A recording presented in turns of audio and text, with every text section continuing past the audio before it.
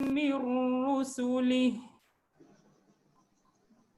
وقالوا سمعنا وأطعنا غفرانك ربنا وإليك المصير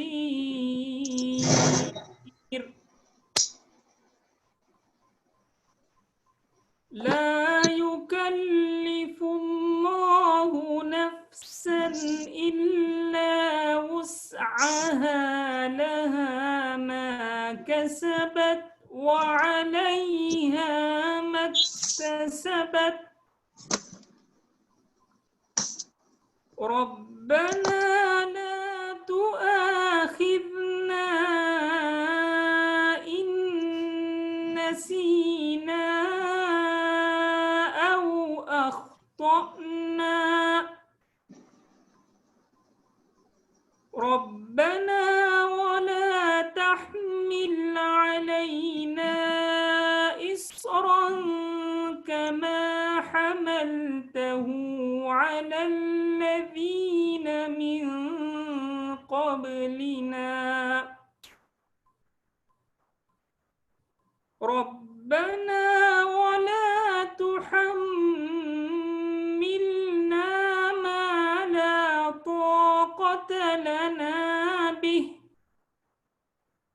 واعف عنا واغفر لنا وارحمنا أنت مولانا فانصرنا على القوم الكافرين صدق الله العظيم.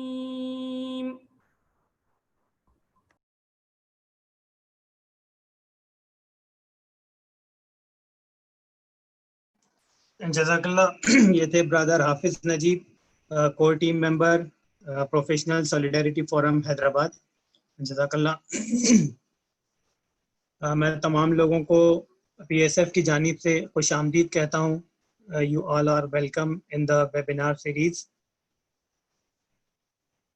Dear friends, as you know, Professional Solidarity Forum is an non-NGO organization formed by a group of professionals from IT and non-IT domain, which provides a forum for all the professionals to utilize their talents, skills, time, and creativity for community development and reforming lives of unprivileged, underprivileged, and downtrodden in the community. As you know, our mission is to provide a platform for all professionals so that they can use their talent and hidden skills for the development of the society.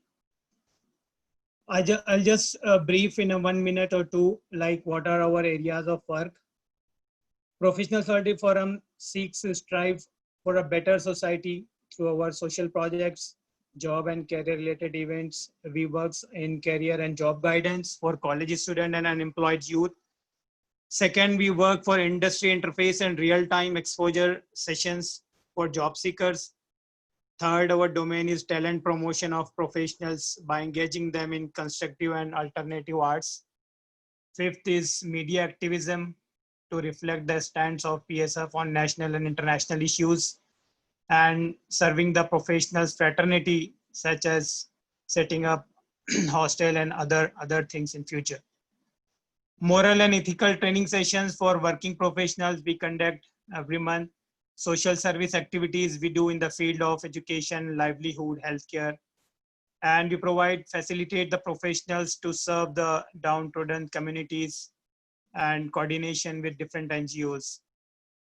And we work in natural calamities and natural disasters on ad hoc basis, like earthquake and other natural calamities, like we did in COVID lockdowns and other.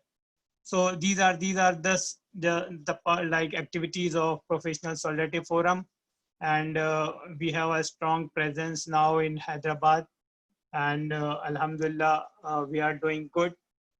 And we have seen that a lot of professionals are joining the PSF Hyderabad, and they are providing their skills and talents in this field. Now, we will go to our main program. I will just, okay. So, ہمارے مہمان یہاں پر I think they have joined us in meeting. میں ان کو دعوت دینے سے پہلے ان کا ایک چھوٹا بریف انٹروڈکشن آپ کے سامنے رکھنا چاہوں گا.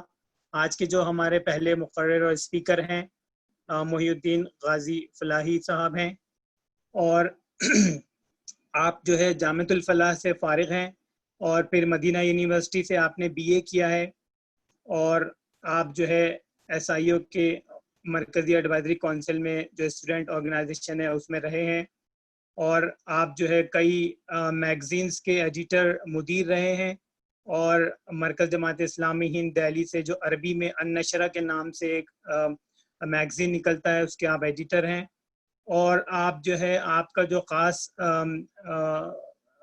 وہ فیلڈ ہے وہ اسلامک بینکنگ شریعہ ایڈوائزر, اور آپ دبئی میں شریعہ ایڈوائزر میں ہیڈ آف دا ریسرچ کی خدمات انجام دے چکے ہیں, اور آپ جو ہے کئی عالمی مختلف جو تنظیمیں ہیں ورلڈ وائڈ, جیسے رابطہ علماء اہل سنہ, الاتحاد العالمی للعلماء المسلمین, اور مجمع فقہ شریعہ کے ممبر ہیں الحمدللہ.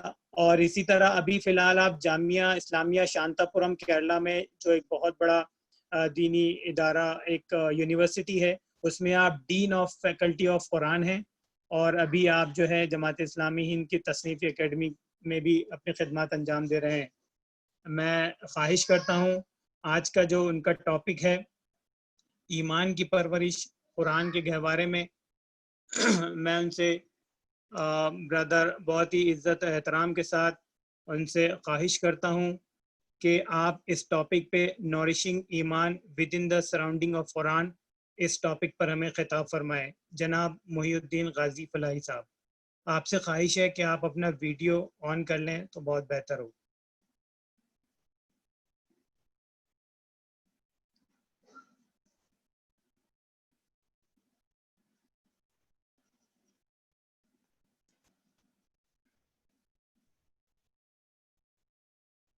غازی صاحب آپ اپنا ویڈیو اور آڈیو, جی جزاک اللہ.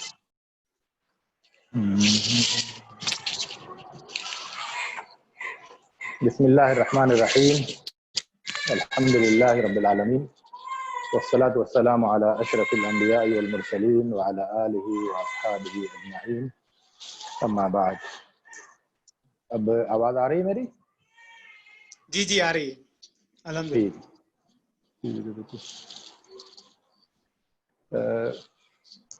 دنیا میں انسان کی سب سے بڑی ضرورت جو ہے وہ ہدایت ہے. تو ہدایت سب سے بڑی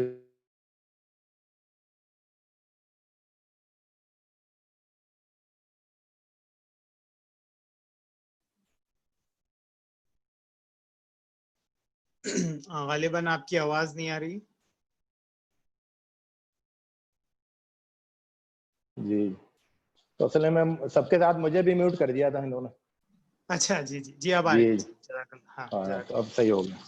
جی تو اللہ تعالی انسان کی دنیا میں سب سے بڑی ضرورت جو ہے وہ ہے ہدایت. ہدایت کا مطلب یہ ہوا کہ اس کو زندگی گزارنے کا صحیح طریقہ معلوم ہو جائے, اس کو اپنی زندگی کا جو کیا گول ہے, اس کا مقصد ہے, وہ معلوم ہو جائے کہ وہ اس دنیا میں کیوں آیا ہے, اس کو یہاں پر کیا کرنا ہے, اور یہاں کے بعد اس کا آنے والا انجام کیا ہوگا اگلی دنیا میں, اور اس کی بہتری کے لیے اس کو یہاں پر کیا کرنا ہے. تو اس کو یہاں دنیا میں سارے سوالوں کے جواب مل جائیں, اپنے تعلق سے سارے سوالوں کے جواب مل جائیں, اور اس طرح سے وہ یہاں پر ایک روشنی میں زندگی گزارے. اس کو پورا اطمینان ہو کہ میں صحیح راستے پر جا رہا ہوں, کیونکہ کوئی ایک راستہ تو ہے جس پر وہ چل رہا ہے, اور ظاہر ہے کہ آگے اس کی منزل بھی ہے، اور قیامت کے دن یعنی دنیا کے بعد اگلی آنے والی دنیا بھی ہے، اور اس میں اس کا کوئی انجام بھی سامنے آنے والا ہے. تو ان سب چیزوں کو سامنے رکھ کر یہ بہت ضروری ہو جاتا ہے کہ اس کو، کیا پھر کہہ رہے ہیں آواز نہیں آ رہی ہے؟ دیکھیے کنفرم کریں، آواز آ رہی ہے میری؟ جی ہیلو، جی آ رہی. ہاں تو میسج سامنے لکھ آیا کہ آواز نہیں آ رہی. تو جن لوگوں کو آواز نہیں آ رہی ہے وہ اپنا انٹرنیٹ میں نا آڈیو آن کر لیں. بعض لوگ داخل ہوتے ہیں آڈیو آن نہیں ہوتا تو ان کو آواز نہیں آتی ہے، تو آڈیو آن کر لیں، وہ بتاتے رہے لوگوں کو. تو ٹھیک ہے.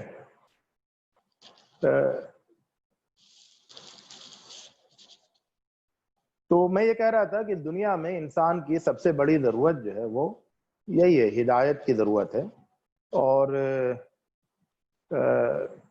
یہ جاننے کی ضرورت ہے کہ دنیا کے جو سب سے مشکل سوالات ہیں اور ضروری سوالات ہیں ان سوالوں کا جواب اس کو چاہیے، اور وہ جواب اگر مل جائے تو گویا کہ وہ اطمینان کے ساتھ زندگی گزار سکتا ہے.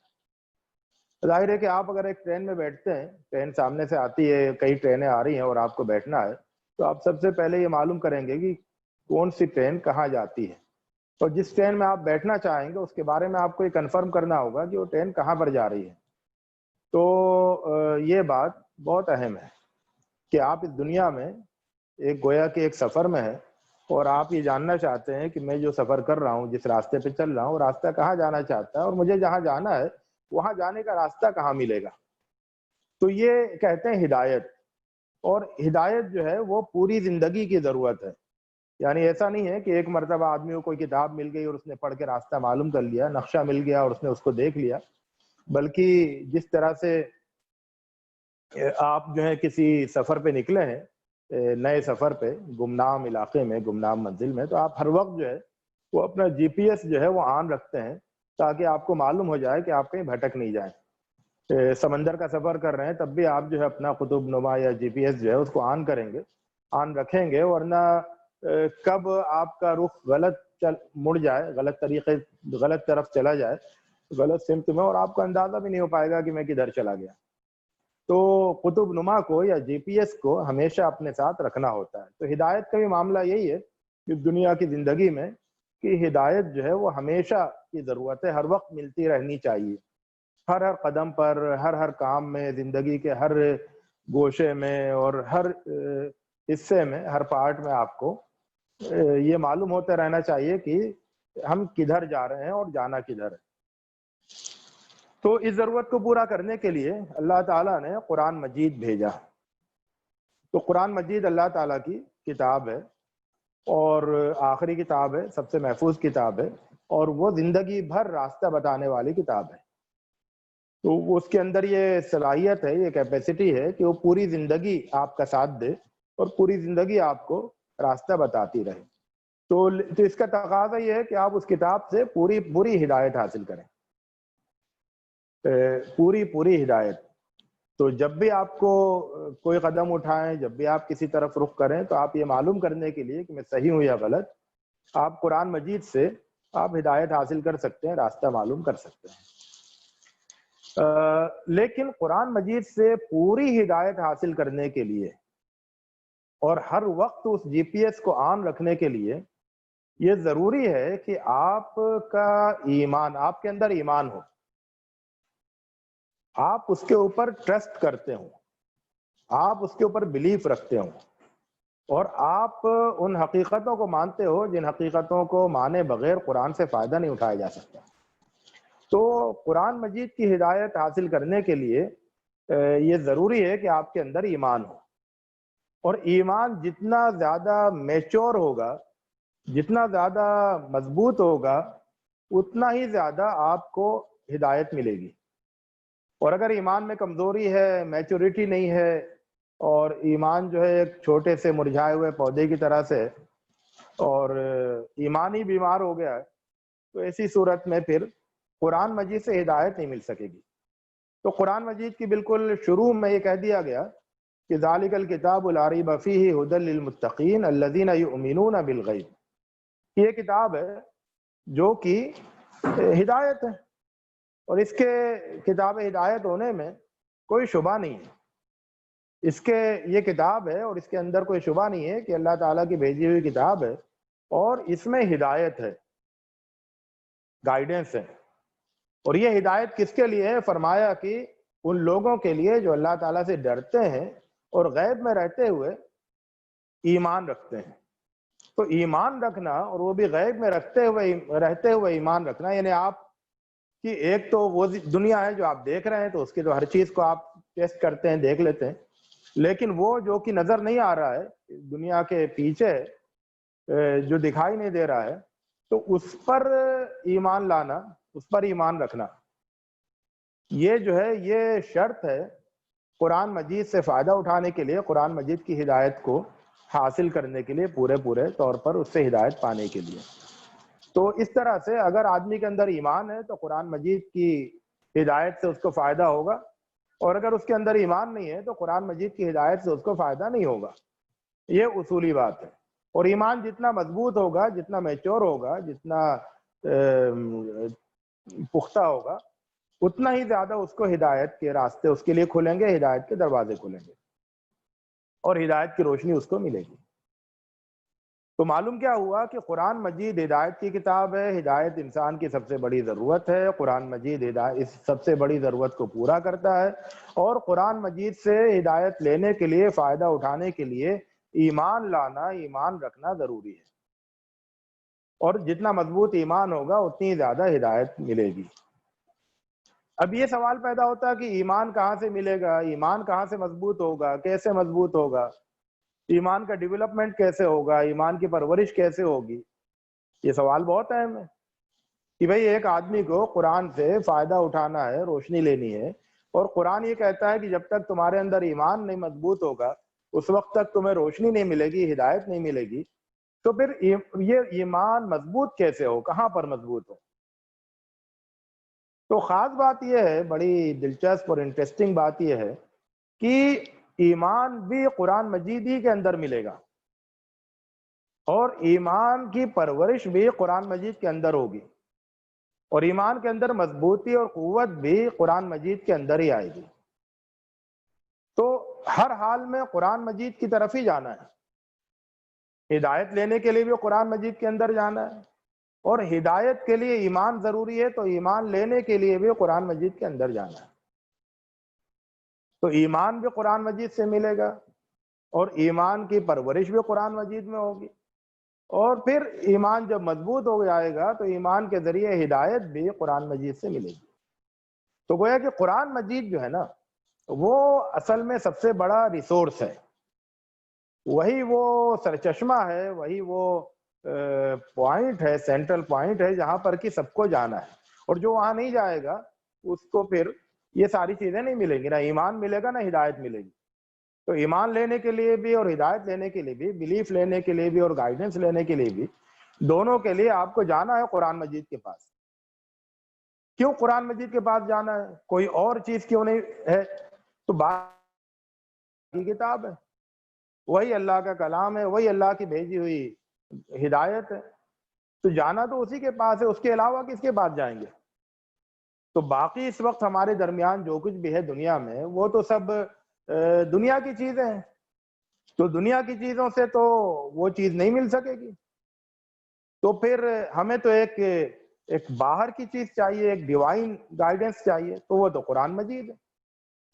تو اس لیے دونوں چیزوں کے لیے, ایمان کے لیے بھی اور ہدایت کے لیے بھی, ہمیں قرآن مجید کے اندر جانا ہے. دیکھیں کیا ہوتا ہے کہ ایک ہوتا ہے نام کا ایمان. ایمان جو ہے دو طرح کے ہوتے ہیں, ایمان دو طرح کے ہوتے ہیں. ایک نام کا ایمان ہوتا ہے, اور ایک جو ہے وہ کام کا ایمان ہوتا ہے. نام کا ایمان وہ ہوتا ہے جس سے رشتہ بس نام کی حد تک رہتا ہے, کہ بھئی مطلب ایمان سے ہمارا تعلق ہے, بس ہم یہ کہتے ہیں, جس کو قرآن مجید میں کہا گیا کہ قالوا آمنا بافواہہم, کہ انہوں نے اپنی زبانوں سے, وہ اپنے منہ سے کہتے ہیں کہ ہم ایمان لائے, تو اپنے منہ سے کہتے ہیں کہ ہم ایمان لائے, لیکن یہ جو ہے یہ نام کا ایمان ہے, زبانی ایمان ہے, منہ سے کہنے والا ایمان ہے. اور ایک ایمان وہ ہوتا ہے جو کہ سچا، حقیقی اور ریئل ایمان ہوتا ہے. دونوں میں بہت زیادہ فرق ہے. نام کا ایمان جو ہے وہ یہ ہوتا ہے کہ آدمی اپنی آئیڈینٹی کو شو کرنے کے لیے اس کا سہارا لیتا ہے کہ بھئی میں جو ہوں میں دوسروں سے الگ ہوں، دوسرے سب جو ہیں وہ ادرس ہیں، اور میں جو ہوں وہ مسلم ہوں. اس لیے کیوں مسلم ہے؟ کیونکہ میں ایمان لایا ہوں، تو اس لیے میں الگ ہوں اور میں ڈیفرنٹ ہوں دوسروں سے. تو اپنی ایک آئیڈینٹی، یعنی ایمان کو لوگ جو ہے وہ یوز کرتے ہیں اپنی آئیڈینٹی بتانے کے لیے کہ ہم جو ہے ایک خاص قوم سے تعلق رکھتے ہیں اور ہمارا نام اس طرح کا ہے، تو ہم جو ہے ہمارے اندر ایمان ہے، ہم جو ہے الگ ہیں لوگوں سے. تو ایک آئیڈینٹی. پھر اسی طرح سے خود مسلمانوں کے اندر، مسلم قوم کے اندر پھر مختلف گروپوں کو بانٹنے کے لیے بھی ایمان والی آئیڈینٹی کا یوز کیا جاتا ہے کہ بھئی میں جس گروپ سے تعلق رکھتا ہوں وہ مومن ہے، اس کا ایمان صحیح ہے، اور دوسرے سارے گروپوں کا ایمان صحیح نہیں ہے. تو ایک بڑی آئیڈینٹی جس میں ہم اپنی قوم سے اپنے آپ کو دوسری قوموں سے الگ کر لیتے ہیں، اس کے لیے ایمان کا یوز ہوتا ہے. یا پھر یہ ہے کہ خود اس قوم کے اندر، مسلم قوم کے اندر اپنے آپ کو سب سے الگ بتانے کے لیے، اپنی ایک الگ کمیونٹی یا گروپ کو الگ بتانے کے لیے ہم ایمان کا سہارا لیتے ہیں. اور پھر یہ جو ایمان ہے جس کو ہم ایک آئیڈینٹی کارڈ کے طور پر، شناختی کارڈ کے طور پر استعمال کرتے ہیں اس دنیا میں، اور بس یہی ایک استعمال ہوتا ہے اس کا، اور کوئی استعمال نہیں ہوتا. پھر ہم یہ چاہتے ہیں کہ امید رکھتے ہیں کہ یہی جو شناختی کارڈ ہے ہمارا اس دنیا میں، یہ آخرت میں ہمارے لیے نجات کارڈ بن جائے گا. تو دنیا میں شناختی کارڈ اور آخرت میں نجات کارڈ، یہ ایمان کا استعمال ہے. ہمارے یہ جو ہے یہ زبانی ایمان کا استعمال ہوتا ہے. اور افسوس کی بات یہ ہے کہ یہی ایمان جو ہے وہ اس وقت ہم ہر طرف نظر آتا ہے نا، جس کا تعلق جو صرف زبان سے ادا ہوتا ہے اور جسے صرف دو چیزوں کے لیے استعمال کرتے ہیں، دنیا میں شناختی کارڈ کے طور پر، اور آخرت میں امید لگائے رہتے ہیں، اس خوش فہمی میں رہتے ہیں کہ آخرت میں اس کو نجات کارڈ کے طور پر یوز کر لیں گے. ایمان جو ہے نا وہ اس سے بڑی چیز ہے. یہ شناخت اور یہ نجات، یہ سب بات کی باتیں ہیں، ضمنی نتیجے ہو سکتے ہیں، فائدے ہو سکتے ہیں، لیکن اصل ایمان کا اصل رول کیا ہے؟ ایمان کا اصل رول جو ہے نا وہ زندگی کو بدلنا ہے، زندگی میں ایک بڑی تبدیلی لے کر آنی ہے. اور ایمان کا اصل رول یہ ہے کہ وہ زندگی کو دنیا میں یہ ایسا بنا دے کہ جس کے بعد پھر آخرت میں آپ اطمینان کے ساتھ یہ کہہ سکیں کہ بھئی یہ زندگی جو دنیا میں اس طرح کی تھی، اسے آخرت میں اس کو نجات اور کامیابی ملنی چاہیے. تو ایمان کا اصل رول یہ ہے کہ وہ زندگی کو اس دنیا میں رہتے ہوئے زندگی کو جنت کے لائق بنا دے، نجات اور کامیابی کے لائق بنا دے. تو ایمان جو ہے وہ نجات کا وسیلہ ہے یا نہیں ہے، اس پر تو گفتگو بعد میں ہوگی، لیکن اس سے سب سے پہلے اس کو اصلاح کا وسیلہ بننا چاہیے.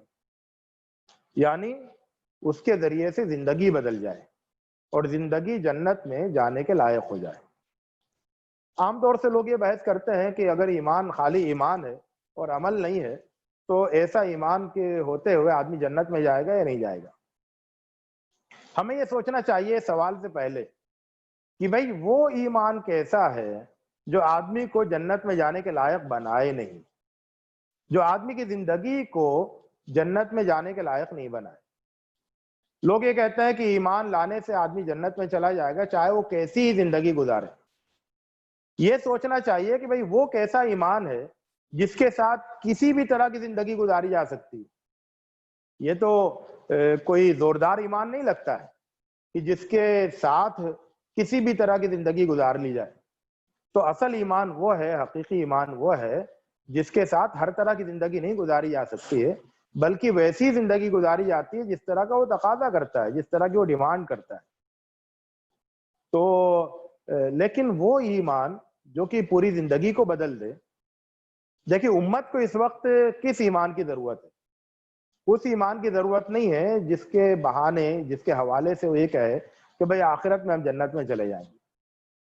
امت کو اصل میں اس ایمان کی ضرورت ہے جس کے ذریعے امت اپنے رول کو ادا کر سکے، اپنی عظمت اور اپنے کردار کو حاصل کر سکے، بحال کر سکے.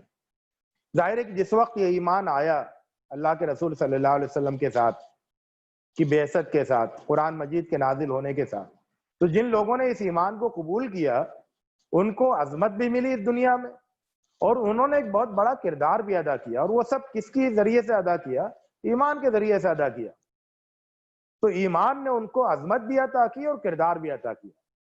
اور اس کے بعد، اس کردار کے بعد اور اتنی بہترین زندگی کے بعد جو ایمان نے ان کو عطا کی، وہ اطمینان کے ساتھ ان کو دنیا ہی میں بشارت مل گئی جنت کی. بہت سارے صحابہ کو دنیا میں جنت کی بشارت مل گئی. تو یہ اصل میں ہے ایمان، جو دنیا ہی میں جنت کی بشارت دلا دے، اس طرح کی زندگی بنا دے. لیکن یہ جو زندگی کو بنانے والا ایمان ہے، زندگی کو بدلنے والا ایمان، یہ ایمان پرورش چاہتا ہے، بہترین نشو و نما چاہتا ہے.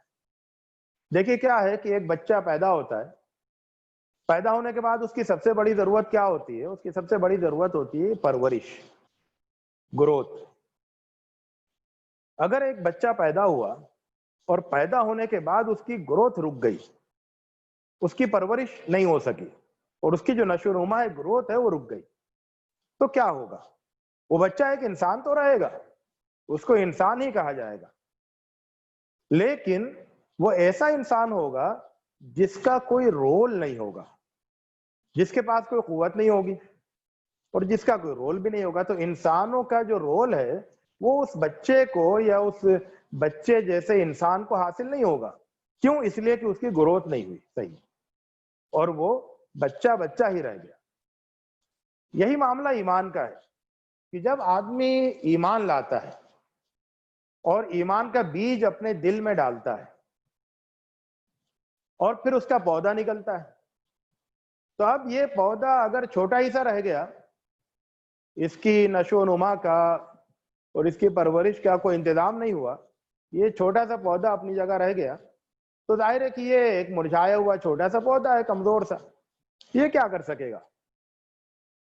ایک چھوٹے سے پودے سے نہ تو سایہ ملتا ہے، نہ پھل ملتے ہیں، نہ اس کے اندر پھول کھلتے ہیں، اور نہ اس سے کوئی اور منفعت حاصل ہوتی ہے، کوئی فائدہ حاصل ہوتا ہے، تو بے فائدہ ہوتا ہے.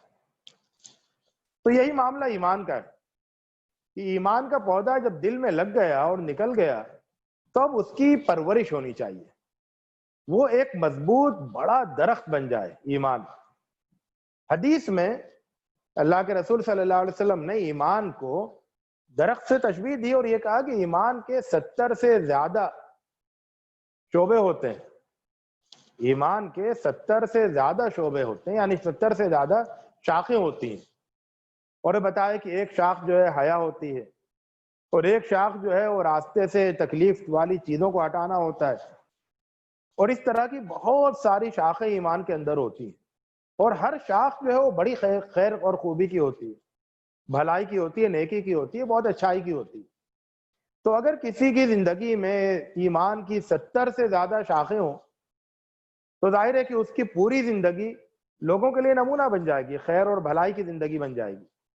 تو ایمان کو ترقی دے کے، اس کی نشو و نما کر کے، اس کو 70 سے زیادہ شاخوں والا درخت بنا دینا، اور ہر شاخ پہ خوب خوب پھول کھلیں، خوب خوب پھل آئیں، ایسا درخت بنا دینا، یہ اصل میں بہت ضروری ہے. اور میں اب اس پر گفتگو کروں گا کہ یہ کیسے ہوتا ہے. تو میں یہ کہہ رہا تھا کہ یہ بھی قرآن مجید کا، قرآن مجید کے اندر اس کا بھی انتظام ہے کہ جب آپ ایمان لائیں اور آپ اللہ تعالیٰ کے پر ایمان اور غیب میں رہتے ہوئے جو ایمان ہے، وہ ایمان ایک پودا بن جائے دل کے اندر، تو اس کی بہتر نشو و نما کا انتظام بھی قرآن مجید کے اندر ہے. اور وہ کن کن پہلوؤں سے وہ میں بتاؤں گا. وہی ہمارا آج کا موضوع ہے. اللہ تعالیٰ سے دعا ہے کہ وہ ہمیں بہتر باتیں کہنے کی توفیق عطا فرمائے. تو ایک تو یہ بات ہے کہ ایمان، قرآن مجید ایمان کو کے اوپر دل کو اطمینان عطا کر، دماغ کو، عقل کو مطمئن کرتا ہے. یعنی ایمان ایسا، قرآن مجید ایسا ایمان چاہتا ہے جس سے عقل مطمئن ہو جائے، عقل کا اطمینان. عقل کا اطمینان کیسے حاصل ہوتا ہے؟ عقل کا اطمینان ایسے حاصل ہوتا ہے کہ جب اس کو دلائل ملتے ہیں، مضبوط آرگومنٹس ملتے ہیں، طاقتور ایویڈنس ملتے ہیں، پروف ملتے ہیں مضبوط قسم کے، تو پھر اس کو جو ہے نا اطمینان حاصل ہوتا ہے. عقل جو ہے وہ اطمینان چاہتی ہے، اور یہ اطمینان دلیلوں سے ملتا ہے. قرآن مجید کی خوبی یہ ہے کہ قرآن مجید شروع سے آخر تک پورا قرآن مجید دلیلوں کی کتاب ہے. وہ دلیلوں سے سمجھاتا ہے. وہ یہ نہیں کہتا ہے، قرآن مجید میں کہیں یہ نہیں کہا گیا ہے کہ دیکھو اللہ نے یہ کہا مان لو نہیں تو سزا ملے گی، یہ مان لو نہیں تو جہنم میں جاؤ گے. نہیں، وہ جو کہتا ہے کہ یہ مانو، پھر اس کے آرگومنٹ دیتا ہے، اس کی دلیلیں دیتا ہے، سمجھاتا ہے کہ یہ کیوں مانو، ایسا کیسے ہوگا، اللہ تعالیٰ کو ایک کیوں مانا جائے، صرف ایک اللہ کی بندگی کیوں کی جائے، محمد صلی اللہ علیہ وسلم کو اللہ کا رسول کیوں مانا جائے، کیا دلیل ہے، کیا آرگومنٹ ہے، قرآن مجید کو اللہ کی کتاب کیوں مانا جائے، کیا آرگومنٹ ہے. آخرت آئے گی، ایک دوسری دنیا آئے، ایک دوسری زندگی آئے گی، تو اور اس میں جنت اور جہنم ہوں گے، سزا اور جزا ہوگی، انعام ملے گا، سزا ملے گی، تو یہ سب کیوں مانا جائے. ہر چیز کو دلیل کے ساتھ سمجھاتا ہے. تو اس طرح کیا ہوتا ہے کہ ایمان جو ہے وہ مدلل ایمان ہو جاتا ہے، عقل کو مطمئن کرنے والا ایمان ہو جاتا ہے. تو یہ ایمان کی بہت بڑی قوت ہوتی ہے. دیکھیے ہوتا کیا ہے کہ بلیف تو بہت سارے دنیا میں پائے جاتے ہیں، لیکن طاقتور بلیف وہ ہوتا ہے جس پر دماغ مطمئن ہو، عقل مطمئن ہو. آپ لوگوں کو مطمئن کر سکیں، خود بھی مطمئن ہو سکیں، لوگوں کو مطمئن کر سکیں. آپ یہ نہیں کہیں کہ بھئی یہ تو ہمارے باپ دادا یہی کہتے آ رہے تھے اور اب ہم بھی یہی کہیں گے، یہی کہ سب لوگ مان رہے ہیں اس لیے ہم بھی مان رہے ہیں، یا یہ کہ ہمارے اندر کی آستھا جو ہے وہ کہہ رہی ہے کہ اس کو مانو، اندر کا ایک وہ ہے، ایک جذبہ ہے ماننے کا، اس لیے ہم مان رہے ہیں، یا یہ کہ کچھ ماننا ہی ہے اپنے سیٹسفیکشن کے لیے ہم مان رہے ہیں. نہیں، یہ سب جو ہے نا یہ بلیف تو ہیں، لیکن یہ عقل کو مطمئن نہیں کرتے ہیں. تو قرآن مجید جو ہے وہ عقل کو مطمئن کرتا ہے، شروع سے آخر تک بہت دلیلیں دیتا ہے، اور وہ ہر دلیل جو ہے وہ آدمی کو مطمئن کرنے والی ہوتی ہے. ایک بات تو یہ. دوسری بات یہ ہے کہ قرآن مجید آدمی کو اس کائنات سے جوڑ دیتا ہے، اور اس پوری دنیا میں آسمان سے لے کے زمین تک ساری چیزوں کو وہ اس طور پر پیش کرتا ہے کہ یہ ساری چیزیں اللہ کی نشانیاں ہیں اور یہ سب دلیلیں ہیں، اور وہ سب دلیلیں جو ہیں وہ سمجھ میں آتی ہیں. پھر آدمی جو ہے وہ یہ سب جو پوری دنیا کی جو ساری چیزیں زمین سے آسمان تک، سورج، چاند، ستارے، پہاڑ، سمندر اور ہوائیں اور ساری چیزیں، یہ سوال کرتی ہے نا کہ ہم کیوں ہیں، کیوں ہیں، کیوں ہیں. قرآن مجید پر ایمان لانے کے بعد، قرآن مجید سے آرگومنٹ سیکھنے کے بعد، یہ ساری چیزیں پھر جواب دینے لگتی کہ ہم اس لیے ہیں. ہر چیز جو ہے آپ کے سوالوں کا جواب بن جاتی ہے. تو سوال جو ہے وہ جواب بن جاتے ہیں. تو ایک بات یہ ہو گئی کہ قرآن مجید اپنے دلائل کے ذریعے سے آدمی کے ذہن کو مطمئن کرتا ہے، اور اس طرح سے ایمان جو ہے وہ عقلی لحاظ سے بہت طاقتور ہو جاتا ہے، اس کی پرورش ہو جاتی ہے. دوسرے یہ کہ اللہ تعالی قرآن مجید ایمان کو دل کا اقتدار عطا کر دیتا ہے، دل میں بٹھا دیتا ہے، دل کو مطمئن کر دیتا ہے. دیکھیے کیا ہے کہ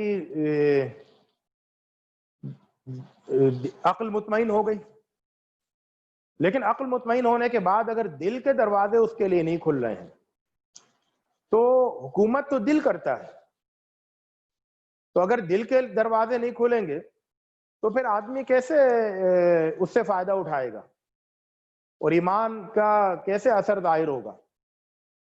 تو قرآن مجید کیا کرتا ہے کہ پھر دل کے دروازے کھولتا ہے ایمان کے لیے، اور دل تو پورے انسانی وجود پر، پوری انسانی ہیومن بینگ پر یا پورے انسانی شخصیت پر اوپر جو ہے وہ دل کی حکومت ہوتی ہے۔ تو قرآن مجید ایمان کو دل کا کے اوپر حکومت عطا کر دیتا ہے، دل کا حاکم بنا دیتا ہے۔ تو دل پورے وجود کو رول کرتا ہے، پورے انسان کو رول کرتا ہے، پوری پرسنالٹی کو رول کرتا ہے، اور ایمان جو ہے وہ آ کر کے دل کو رول کرنے لگتا ہے۔ اور پھر جو ایمان جو چیز دل سے کہتا ہے، دل وہ اس چیز کو پوری شخصیت سے کہتا ہے۔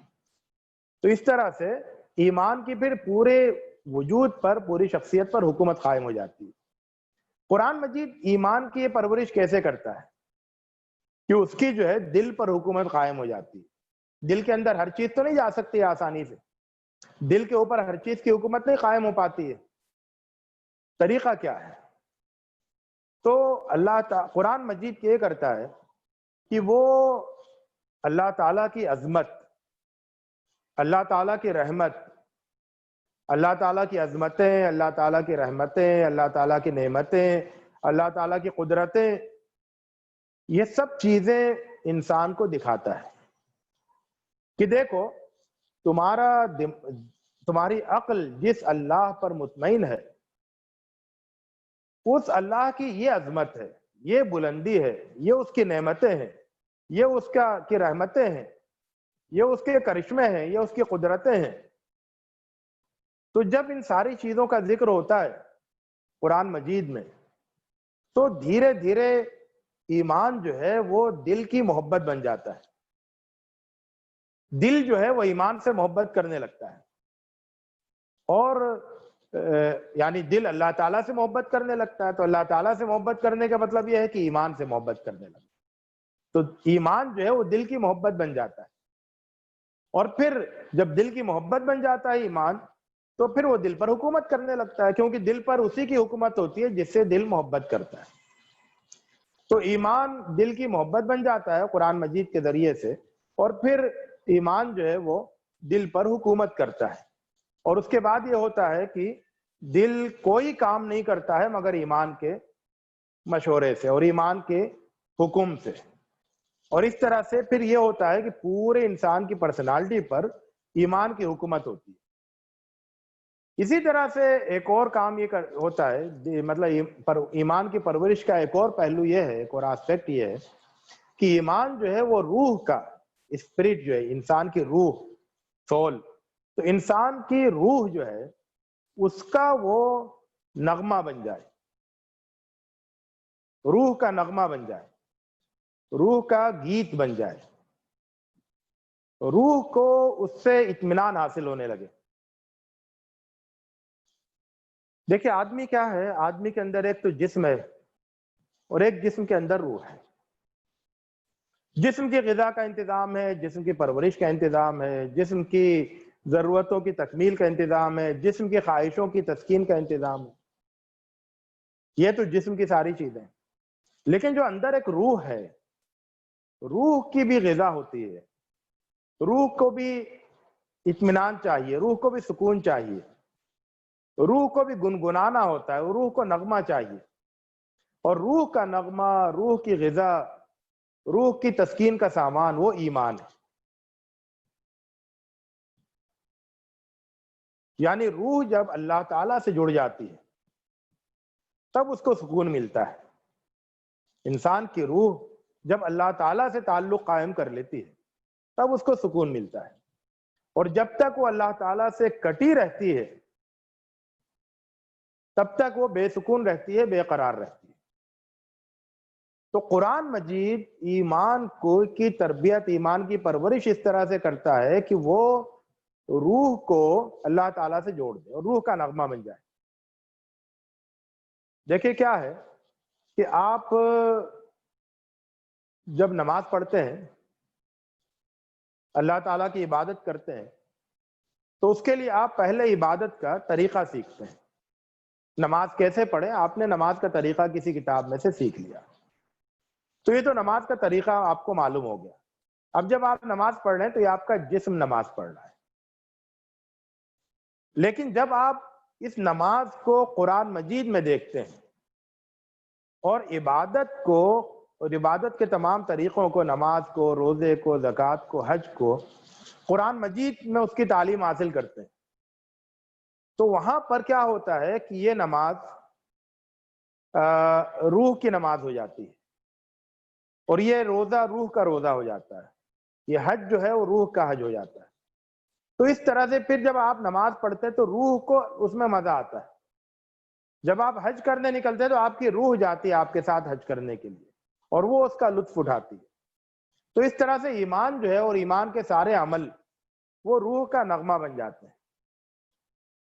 پھر ایمان ایک کام یہ کرتا ہے کہ وہ آپ کو عمل پر ابھارتا ہے، اور اس طرح سے آپ سے وہ اچھے کام کرواتا ہے.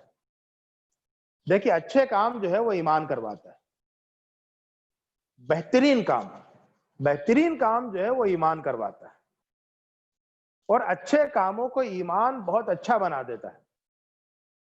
اسی طرح سے ایمان جو ہے آپ کو اپنے آپ کو قابو میں رکھنے والی قوت بھی دیتا ہے کہ جس سے آپ اپنے آپ کو کنٹرول کر سکیں. ہوتا یہ ہے کہ آپ کو اللہ تعالیٰ نے قوت دی ہے کہ آپ پوری دنیا کی بہت ساری چیزوں کو آپ کنٹرول کرتے ہیں، تو یہ آپ کی اللہ تعالیٰ نے قدرت دی ہے. لیکن آپ اپنے آپ کو کنٹرول کیسے کریں، اس کا انتظام آپ کے پاس نہیں ہے. یہیں پر آپ دھوکہ کھا جاتے ہیں، یہیں پر آپ ٹھوکر کھاتے ہیں، یہیں پر آپ ہار جاتے ہیں، کیونکہ آپ کے اندر جو ہے آپ کا نفس ہے، اور اس کی جب خواہشیں بڑھتی ہیں تو ان کو کوئی روکنے والا نہیں ہوتا. اندر جو کچھ ہے وہ روک نہیں پاتا نفس کو، اور جو باہر کی چیزیں ہیں وہ اندر جا نہیں پاتی روکنے کے لیے.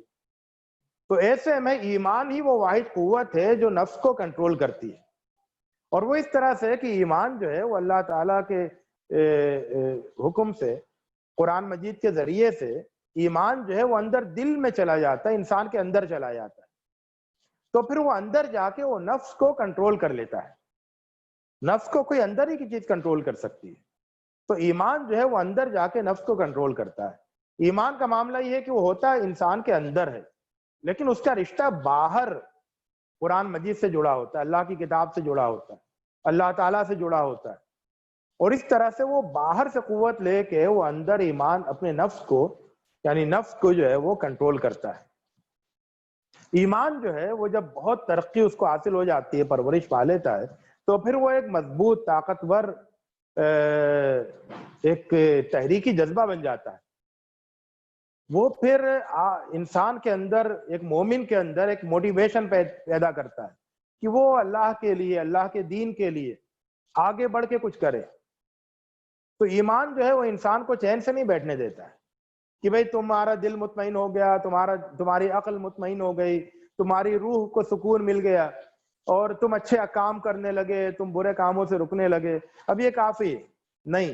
ایمان پھر اور آگے بڑھ کر انسان کو کے اندر ایک موٹیویشن پیدا کرتا ہے، ایک تحریک پیدا کرتا ہے کہ تم اب اور آگے بڑھو، ایمان کے اور تقاضوں کو پورا کرو، اللہ کے دین کی مدد کرو، اللہ تعالیٰ کے پیغام کو دوسروں تک پہنچاؤ، اللہ تعالیٰ کے دین کو اونچا مقام عطا کرو، اور سب کو یہ قائل کرو کہ اللہ کا دین میں ان کے لیے بہتری ہے، اللہ کے دین میں ان کے لیے بھلائی ہے. اور اس طرح سے اللہ کے دین کو قائم کرو اس دنیا میں. تو اللہ کے دین کو قائم کرنے کے کام پر ابھارتا ہے ایمان جب وہ ترقی پا لیتا ہے. تو اس طرح اور بھی کئی پہلو ہیں، لیکن میں اب وقت ختم ہو رہا ہے. میں صرف یہ بتانا چاہتا ہوں کہ ایک ایمان وہ ہوتا ہے جو زبان کا ایمان ہوتا ہے، وہ شخصیت کو نہیں بدلتا ہے، شخصیت پر کوئی اثر نہیں ڈالتا. اس کی شخصیت پر حکومت ہی نہیں ہوتی ہے تو اثر کیا ڈالے گا؟ تو بس آمنا بافواہہم والی بات ہوتی ہے.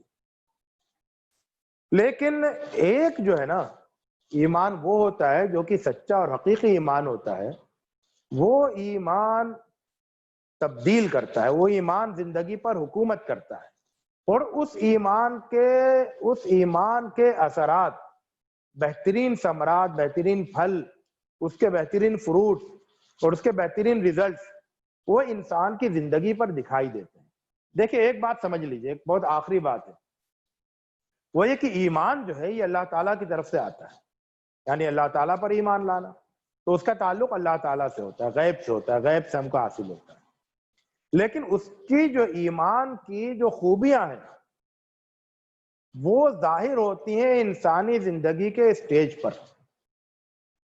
یعنی اگر آپ کسی کو یہ بتانا چاہیں کہ ایمان بہت اچھی چیز ہے، ایمان کے اندر بڑی خوبیاں ہیں، ایمان کے پھل بڑے اچھے ہوتے ہیں، ایمان کے ریزلٹس بہت اچھے ہوتے ہیں انسانوں کے لیے، تو آپ کیسے سمجھائیں گے؟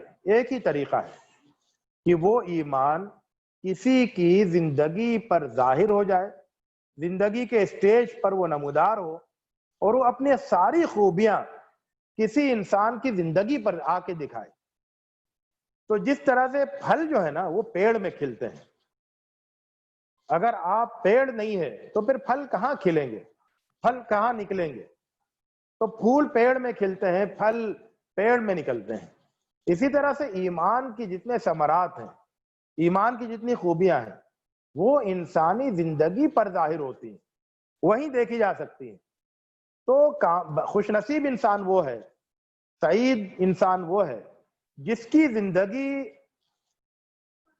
ایمان کے لیے اسٹیج بن جائے، اور جس کی زندگی پر کے اسٹیج پر ایمان کی خوبیاں اور ایمان کے پھل نظر آنے لگے۔ تو زندگیوں کو سامنے آنا ہوگا، اور ایسے خوش نصیب لوگوں کو آگے بڑھنا ہوگا۔ ایک تو ظاہر ہے کہ اللہ کے رسول صلی اللہ علیہ وسلم کا نمونہ ہے ہمارے پاس، وہ ہم لوگوں کے سامنے پیش کرتے ہیں سیرت کے ذریعے سے، سیرت کے حوالے سے، سیرت پر ہم کتابیں لکھتے ہیں، پڑھتے ہیں، تقریریں کرتے ہیں، مضمون لکھتے ہیں، اور یہ بتاتے ہیں کہ دیکھو اللہ کے رسول صلی اللہ علیہ وسلم کی زندگی کے اسٹیج پر ایمان کس طرح ظاہر ہوا تھا۔ پھر ہم صحابہ کی زندگی کا ذکر کرتے ہیں اور یہ دکھاتے ہیں کہ دیکھو صحابہ کی زندگی پر ایمان کس طرح سے ظاہر ہوا تھا۔ لیکن یہ ہسٹری ہے اور یہ کافی نہیں ہے، اس سے توجہ ہوگی لیکن یہ کافی نہیں ہے۔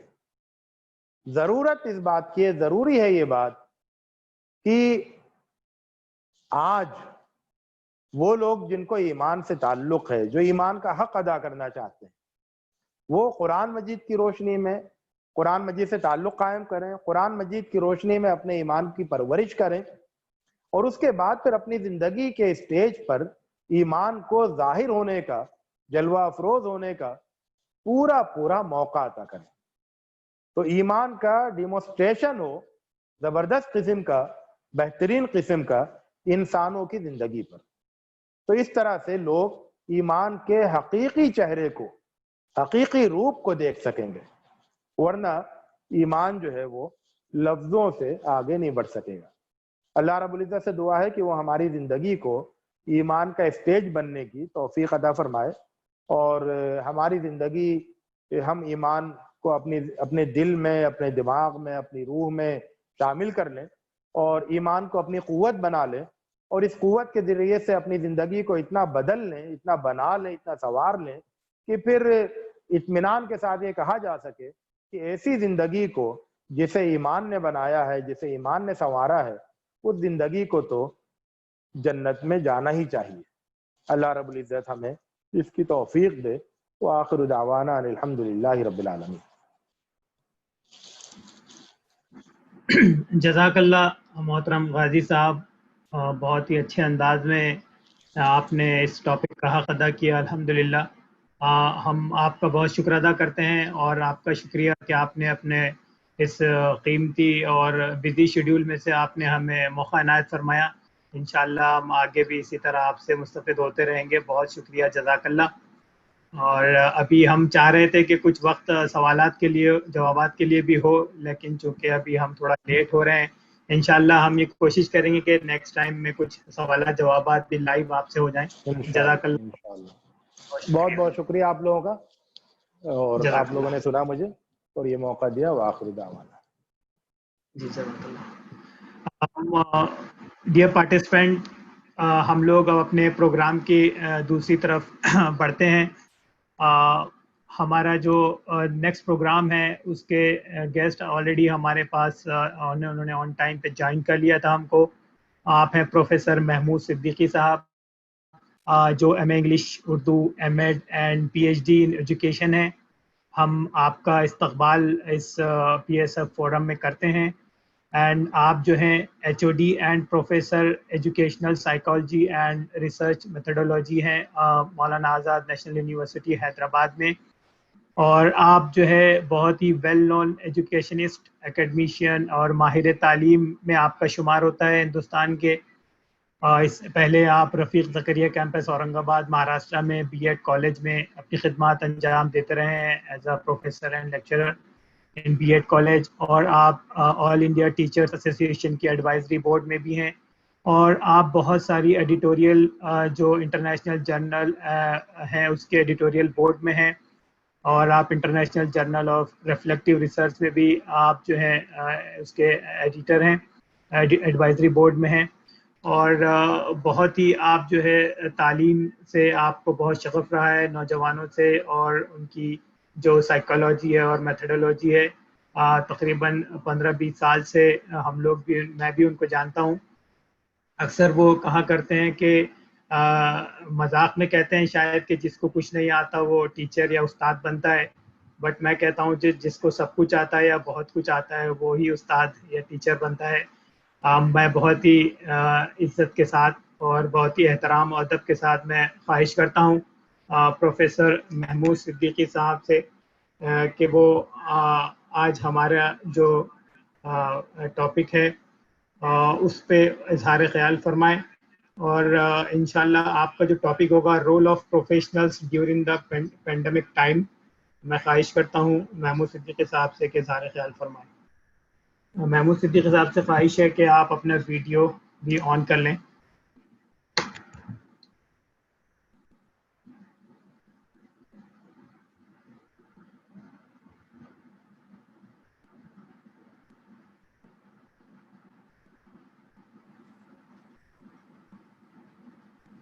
Bismillahirrahmanirrahim. May I know whether my voice is audible to you or not?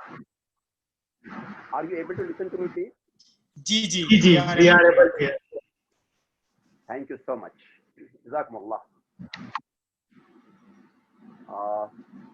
Respectable organizers of PSS group and all dear audience.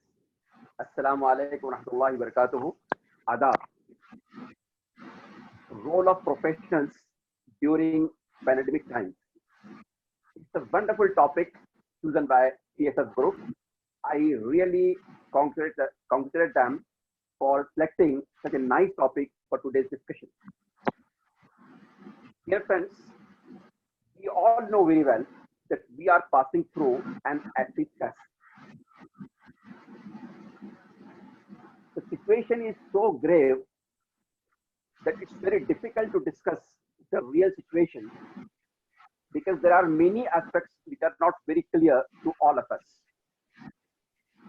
We know what situation we have been facing for the last 3-4 months. People may be very nearer and dearer to us. They are dying. They are suffering with extreme disease and whatnot. Pandemic time has changed whole of our thinking. We have been really witnessing the grave situation, and there are some questions in our mind. What aspect we have been seeing, but there are questions which are related with why aspect of the issue. So I will start my discussion with why aspect of the situation. Friends, we have the questions like, why did this situation arise? Our youth are with us, young people, young minds. Some of them might be thinking that why the situation is happening when I'm just to take the final year examination? Why only me? Why I'm becoming the victim of this? Somebody might be thinking that my marriage was fixed and what's this happening? Why this situation has happened and why the people are just trying to postpone a marriage and all that. So this why aspect is very important for us. Why did this situation arrive at all? What are the causes behind this situation? Is this situation occurred? It's the occurrence of some natural phenomenon, or some artificiality is there in creating this situation? Which power or powers are ultimately responsible for this pandemic situation? Such questions are there in our mind. One more question which is very much related to it is, how long this situation would be continued? And will the situation after the pandemic is over will be the same as before, as normal as it was before? If not, what are the expected changes? These are some questions. You might be having some more questions in your mind, or somebody might be having some less questions in his or her mind. But we have been facing these questions in our mind for last 3-4 months. Now, friends, as I told you, situation is really very, very grave. It's like an acid test we are passing through. It's like a sudden storm. It's like arrival of a sudden storm during a pleasant journey on the waterways. Situation is similar to the story of a scholar and a boatman.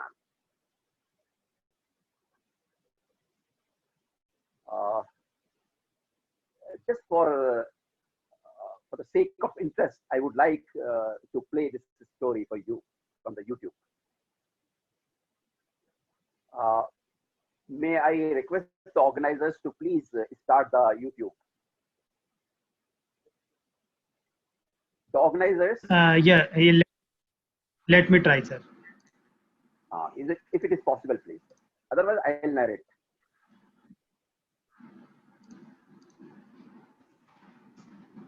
What is the story name, sir? A proud scholar goes boating. A proud scholar goes boating.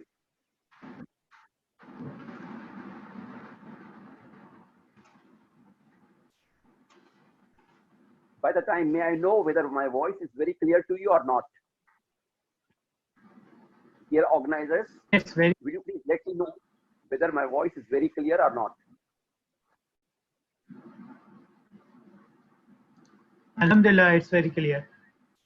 Okay, thank you so much. Because there are certain comments of the audience that voice is not very clear. I could see it on the screen. So I think who is having internet problem, so might be they are facing some issue. Okay, but I think okay. I'm able to launch this in YouTube, but I think audio is having a problem, sir. So could you please Okay, no problem. I'll narrate, no problem. See what happened once a scholar who was highly educated, who was a highly learned person, and who was fond of urban life. He used to pass his luxurious life in a city area. Once he decided to visit his village. And after traveling through flight and then train and bus, then last the journey was on the waterways. So he has to sail in the boat. So he sat in the boat and his journey started. Now the learned man was so proud of his knowledge, of his wisdom, that he thought, I'm just having I have to pass this time in the company of this poor boatman who is just illiterate and who does not know anything and all that. Such ideas were there in his mind. So he thought, why not to enjoy the company? Why not to tease this boatman? So just for teasing purpose, just for joking, he started asking the question. He said, Mr. Boatman, you are so perfect. You are so perfect in your art. You you are so perfect in your field, in your profession, but let me know whether you know something in mathematics. Now the poor boatman was in this strait and he was not knowing anything of mathematics. So he said, sorry, sir, I don't know mathematics. So the scholar was very proud to say, oh, you don't know mathematics? You don't know mathematics? Such an essential thing you don't know. It means 10% of your life is lost. Then after some time, he said, Acha, do you know something about science? What science is and what are the inventions and discoveries and this and that. So again, the poor boatman has to cut a sorry figure. He said, sorry, sir, I don't know anything of science because I'm just an illiterate person. You don't know science? You don't know science?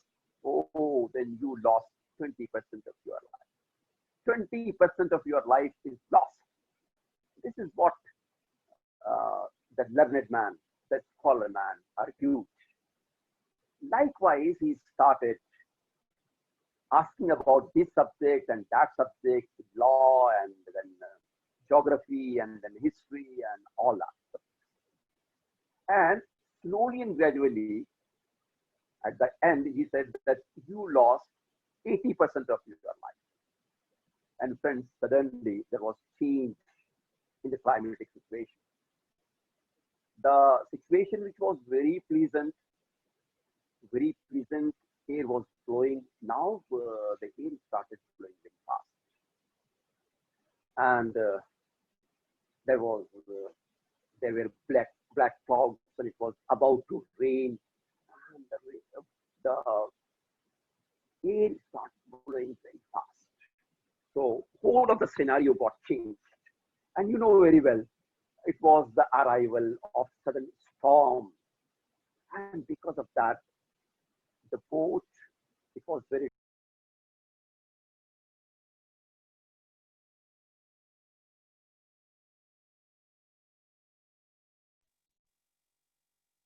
I'm sorry. There was a slight difference because of some fall. So there was sudden change in the climatic situation, and the scholar man was frightened, and he asked, "What's happening, dear boatman? What's happening?" He said, "Nothing, sir. Now there is a storm." So he said, "Storm? Then what I have to do?" The boatman said, "Sorry, sir. You need to swim and you need to go to your village by swimming." Swimming? He said, "No, oh no, I don't know swimming. I don't know swimming." Then the boatman replied, "Now, sir, you decide how much percentage of your life is lost." That's the end of the story. We all are educated. Some of us are engineers, doctors, teachers, and many more. All are professionals. This is the forum of professionals. So we are highly educated. We treat ourselves to be highly educated and scholar, and we do have wisdom. This is what we claim. All these towering claims are at one hand, and the situation at the other hand. There are many, even highly educated people who are facing such a chaotic situation. There are confusions. Nothing is clear. Now, nobody is able to understand what's going on, why the people are dying, and all these things. So it has become very difficult to have a balance on this particular situation. Do we really have the answers with us? That why this is happening? What are the reasons? What factors are responsible to create the situation? Truly speaking, we don't have the reasons. We don't have the ultimate answers. No final and ultimate answers may be given to this situation which has arrived and which we have been facing for the last 3-4 months. There is a need of thorough introspection, discussion, and much more. There is possibility of getting no satisfactory answer. There is every possibility that even if we go through this process of introspection, discussion, and consultation, we may not get any satisfactory answer. And even if we get some answers, that then those answers may not be very much encouraging. What to do if I don't get the satisfactory answer? What to do if I'm unable to do anything to stop the dying people, maybe very nearer and dearer to me, or maybe I might be suffering myself? There are two possibilities.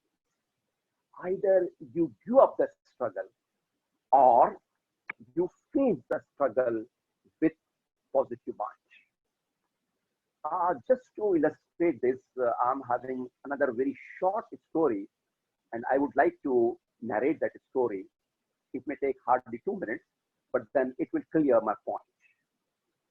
Situation is so grave.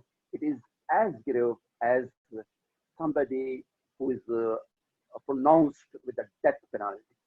If some criminal is pronounced with the death penalty, then how that criminal faces the situation? It is said that once upon a time, one criminal was sentenced with the death penalty.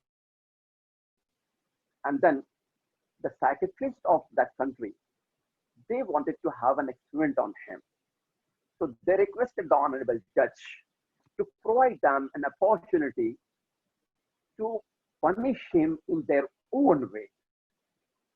The judge allowed them, but he had one condition. And the condition was that the punishment should be given in such a fashion,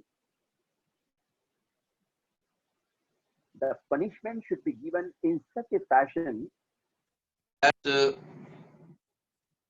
the criminal who is undergoing the punishment, who will be undergoing the punishment, should not have made more pain as compared to what he used to have in the normal situation. The psychiatrist agreed with the condition. They said, yes, sir, we shall take care that the criminal won't have more pain. So the psychiatrist took that criminal to the place wherein he was going to be given death penalty after a week. And some other criminal at this moment was given the punishment. So he said, see, this is how the black strip will be fixed on your eyes. This is how you will have to lay down. This is how the machine's blade will come. He'll count 10, 9, 8, 7, 6, 5, 4, 3, 2, 1. And at 1, this blade will cut your neck. And the punishment that was given to another criminal, this criminal watched the scenario. He inspected the scenario. He observed very carefully. And he said, yes, I know that this sort of punishment is going to be given to me after 1 week. I know this very well. Now, after 1 week, when the real time arrived, when the criminal was going to be given the punishment, what did they do? The psychiatrist fixed the black strip on his eyes. Then they asked him to lay down on the bed. He lay down on the bed. Then they asked the machine operator to count the numbers. He started counting 10, 9, 8, 7, 6, 5, 4, 3, 2, and 1. Now, the blade came to his neck, but the psychiatrist stopped the machine operator. They did not allow him to cut his neck. Simultaneously, they were having some warm water with them. And they just threw that warm water on his neck so that he should realize that, yes, the blood is flowing. After some time, see, the blade of the machine was not allowed to cut the neck, right? Only it was the warm water that was thrown on the neck of that man. After 5 minutes, the psychiatrist asked the physician to check the condition of the criminal. The physician checked and said, "Sorry, sirs, he is no more." Now, friends, question arises: if the blade could not cut his neck, then why did the criminal die? What's the reason of his death? You realize the real reason is not the fear, because he was not fearful. He was knowing very well that his crime was such grave that this punishment is going to happen. But unfortunately, he thought the moment the warm water was thrown on his neck, he took it for granted that his neck has been cut, and he took it for granted that he's no more, he's dead. So one who realizes that he's dead, he's dead. And one who thinks that he's still alive, he's alive. So this is what the story tells us, to have a lesson that if even if the situation is very grave, we should not lose our heart. We should try to face it bravely. This is what our Iman teaches us. This is what our faith teaches us, because we know very well that Mayusi kufr hai. We all know very well this situation. So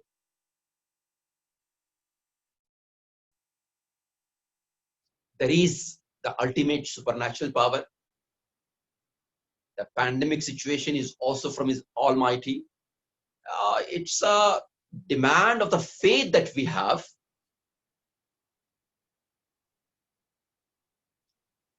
We have 3 points of our faith. One is the existence of some supernatural power. We call him to be Allah. Somebody may call Ishwar, somebody may call God. Then we also have the faith that there is divine guidance that is given through the messengers, through prophets, through prekshaks, whatever you want to say. Then we have the concept of life after death. And this is how our philosophy of life is complete, that we are having 3 focal points in our philosophy. The first point of our philosophy is the existence of some supernatural power called as God. Then we have divine guidance, the system of divine guidance, and then we have the life after death. And the very related point that comes out of these 3 is our faith on our destiny. That yes, in certain issues, in certain areas, we are given full freedom. But in certain issues like our birth and death and all these things, they are in the hands of His Almighty.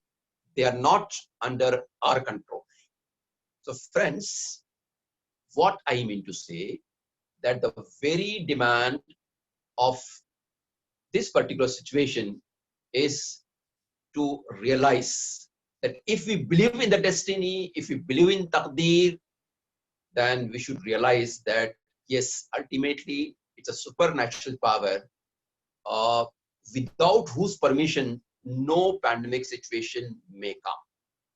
Yes, even if somebody might be there behind this, but without the approval of His Almighty, nothing can happen. So it might be this pandemic situation, maybe it might be as a punishment, or it might be a test. It might be either a test or it might be a punishment.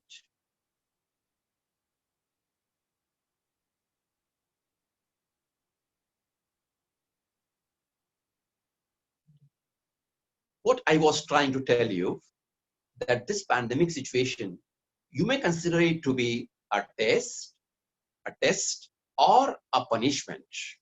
Now that all depends upon our introspection about the collective character. What type of collective character of human society in terms of virtues and evils we are facing, we have been witnessing. If our virtues are more and if our evils are less, agar nekiyan zyada hain aur buraiyan kam hain, then we may call it to be azmaish or a test. Otherwise, it's crystal clear that it might be in the form of a punishment. Whether it is test or punishment, are we strong enough to go beyond? Are we strong enough to face this without the mercy of His Almighty? This is the real question, and we should realize that no, we are not strong enough. If His Almighty Allah support us, then only we shall be able to face the situation. Otherwise, it will be difficult. Now, friends, the journey lies in acceptance. Accept that we fail to maintain our character as human beings, disrespect to human beings, injustice, intolerance, corruption, insensitivity towards social problems, insensitivity towards the problems of poor people. All these crimes, yes, I call them to be the crimes. These crimes, naturally, they invite the punishment from His Almighty Allah. So resolve to work, to act as the human beings. Let us try to resolve to act as the real human beings. His Almighty made us to be human beings, and we should not lose our character as the human beings. So let us resolve to work and act as the human beings for the safety and prosperity of all human beings across the caste, creed, region, language, region, nation, this and that. This is the high time, friends, that we should try to protect the people from the disease called COVID-19. Now, whether I'm a doctor, whether I'm a nurse, whether I'm a non-medico, whether I belong to engineering profession, whether I belong to teaching profession, whatever profession I belong to, the first and foremost target for me in this particular COVID-19 situation should be in saving the lives of the poor human beings. Now, how can we save, and what role we can play, that is to be thought over. It's a time of collaborative efforts. Across the professions, across the caste, creed, religion, area, we should come and unite together to save the life of the people. We should motivate and help the frontline medical professionals who are just trying to put their lives at risk to prevent the people from the disease. Then we should try to ensure what is called as teleconsultancy, because people are so afraid, they are so frightened that they do not want to go to the doctor's house. So it's not necessary, even doctors, there are many doctors who do not want to face the patients. They have closed their clinics.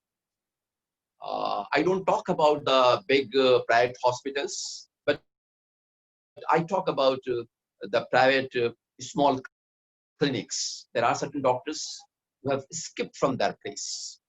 Why? Because they are so frightened for their lives that they are not able to face the situation. They don't want to see the patients. They have stopped their so-called business hours. The friends, in this particular time, there is a need to introduce what is called as teleconsultancy, especially our friends who are from the engineering side. By using that technology, they can bring the doctors and the patients on one platform through the technology, so that the patients will be able to narrate what disease and what pain they are suffering with, and the doctors will be able to look at the problem and to prescribe them the required medicine. And this is the time that not only doctors and patients are to be brought on one forum, but even those who are capable of giving guidance and counseling to those who are frightened, even their role is very important, and we can connect them with the sufferers. Then manufacture and supply of face shields, ventilators, pulse oximeter, all these things are engineering friends. They know very well that though the technology is available, but the million-dollar question is how to enable a common man to have the access to this technology and to these instruments. maybe in a collaborative manner, we can provide certain network of this so that the people may get the opportunity to get the facility of these instruments and this technology.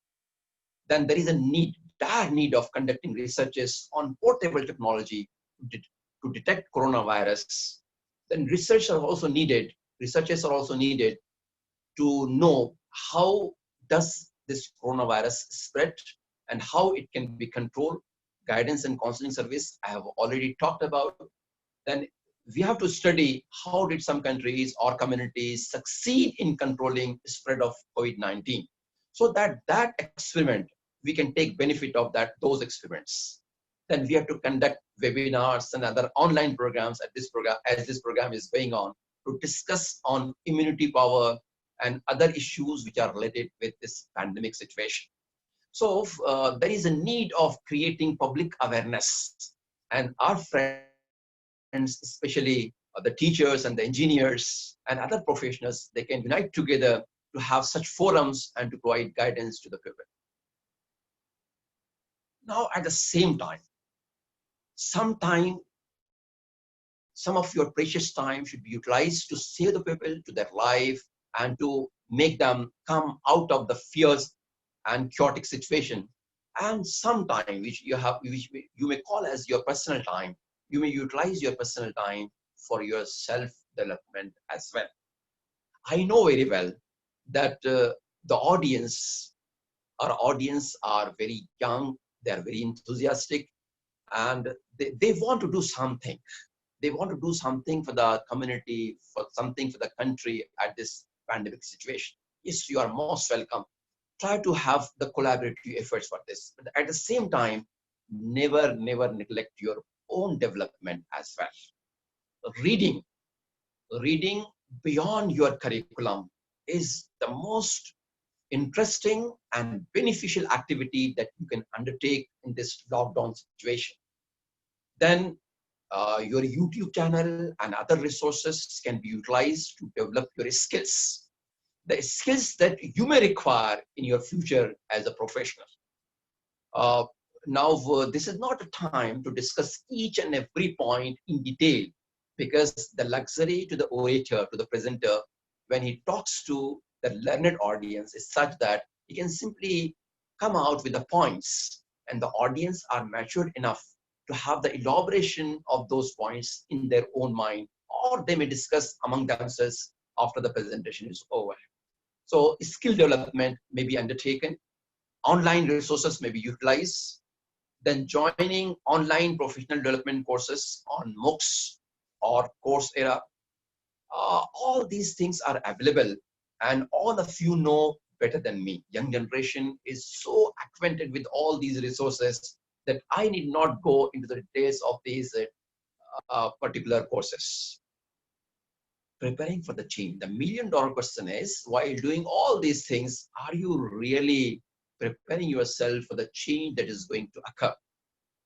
Somebody might have the studies of higher studies plan. Maybe somebody might be planning to go abroad. Now he or she may not be allowed by his or her parents to go abroad because of this pandemic situation.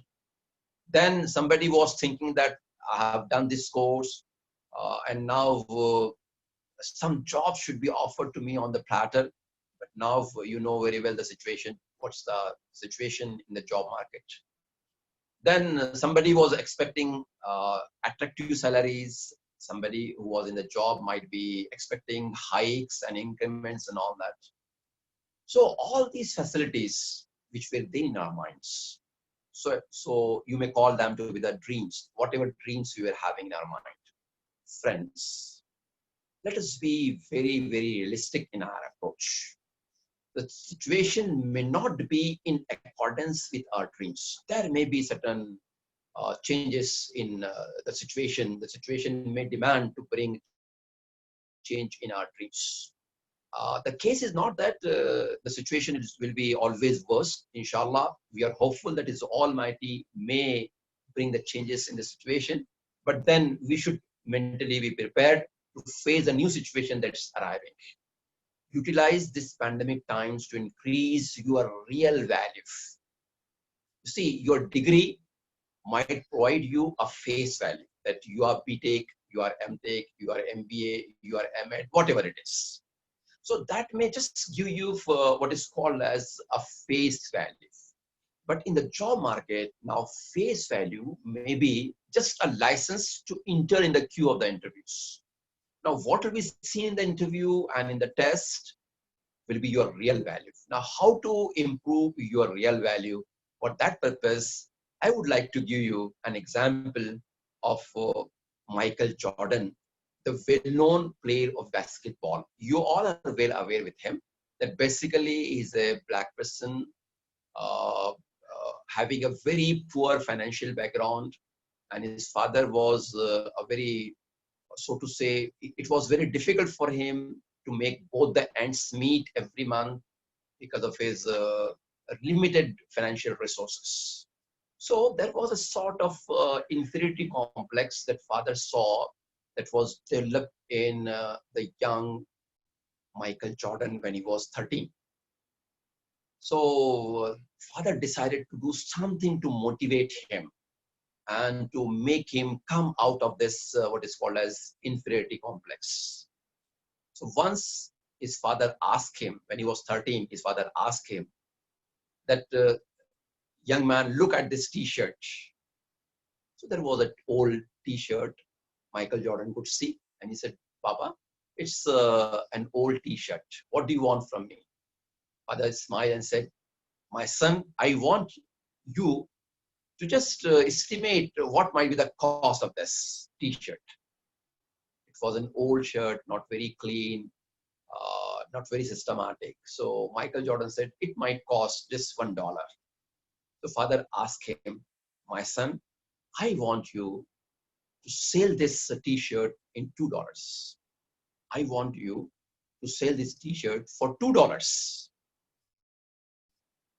And after saying this, father went away.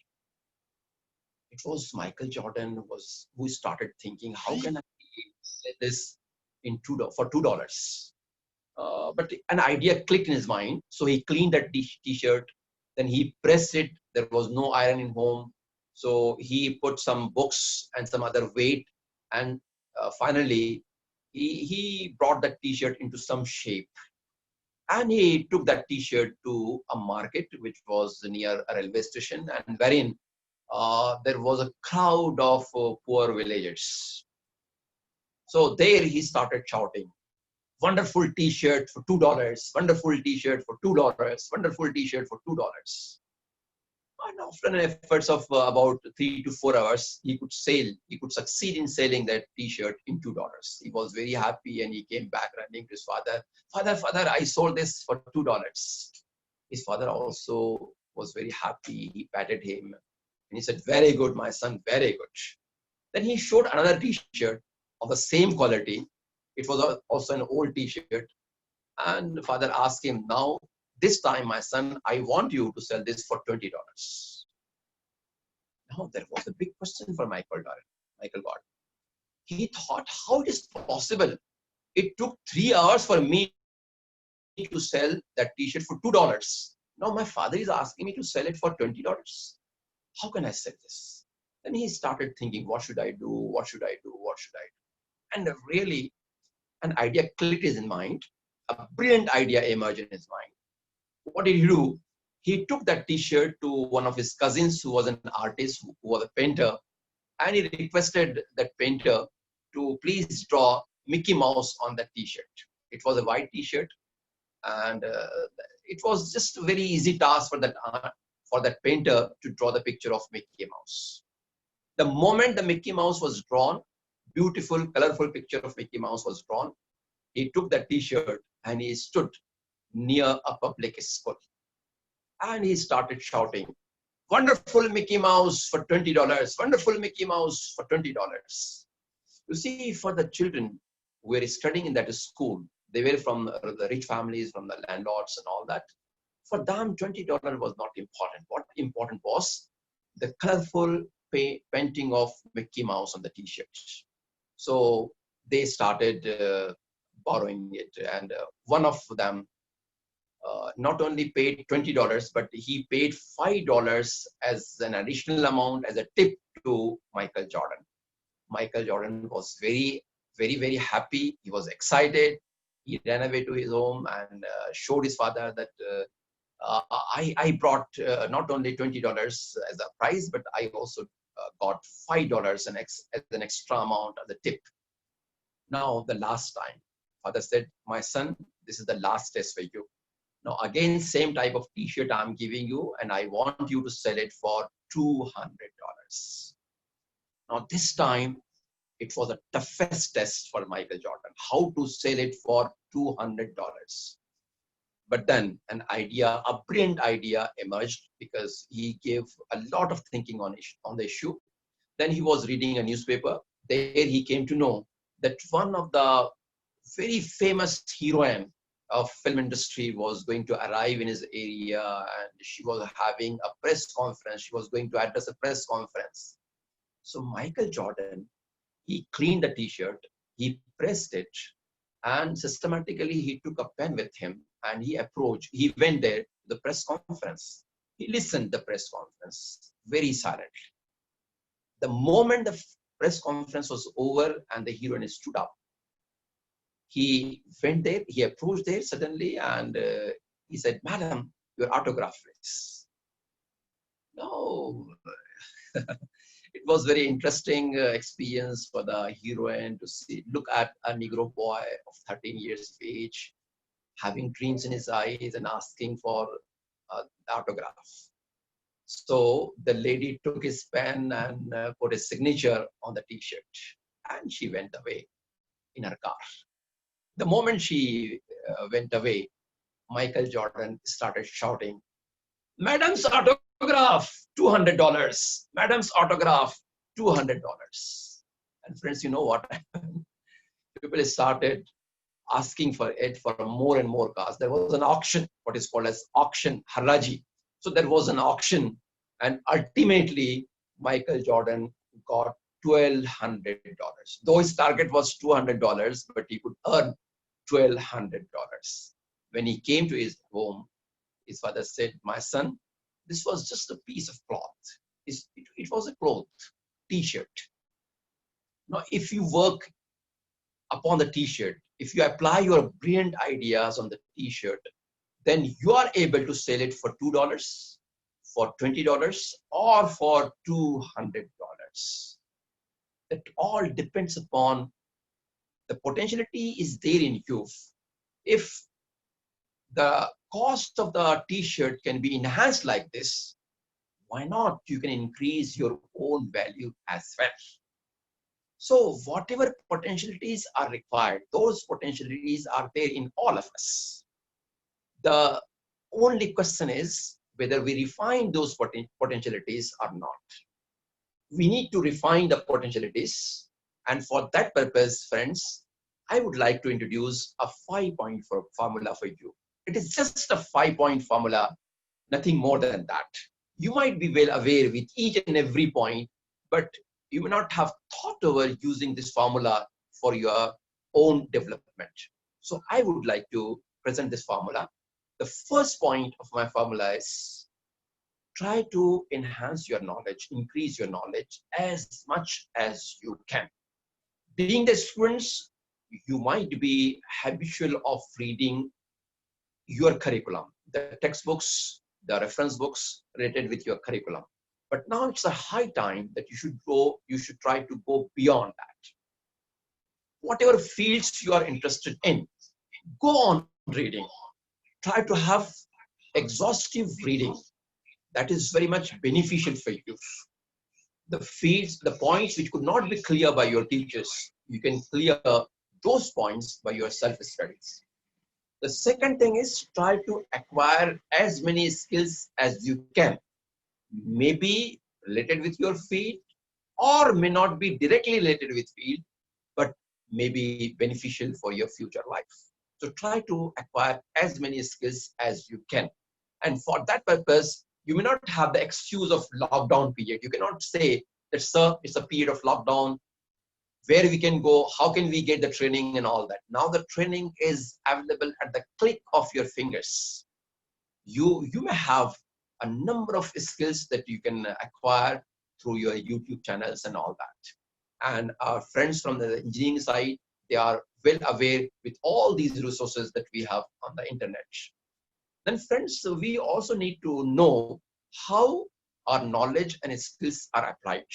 So application, this particular part is also equally important. We need to learn how to apply the things, because there are many people who might be very much knowledgeable, they might be very much skillful, but they may not be knowing how to apply those points of knowledge and skills. So we need to have the application part. We need to strengthen the application part.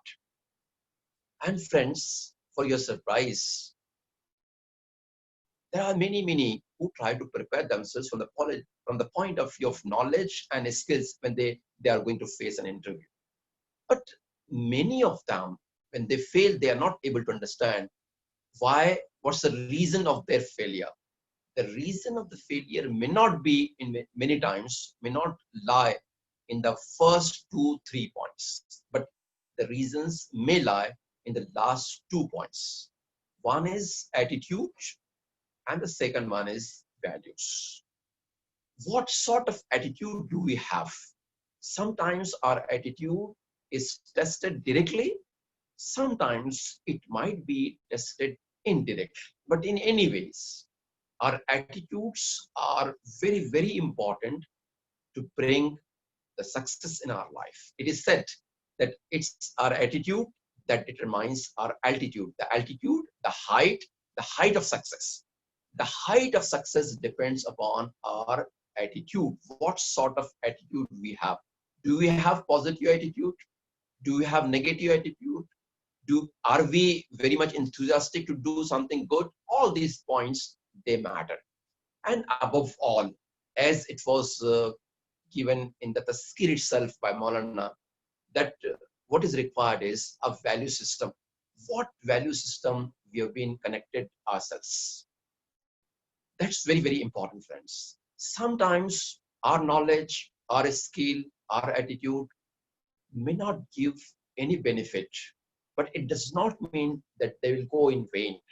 If we have value system, and if we have patience, if we can wait patiently, then all these things are going to pay us. Maybe in this life, sometimes if not in this life, maybe in the life after death. But yes, the reward is definitely we are going to have. For that purpose, we need to have patience.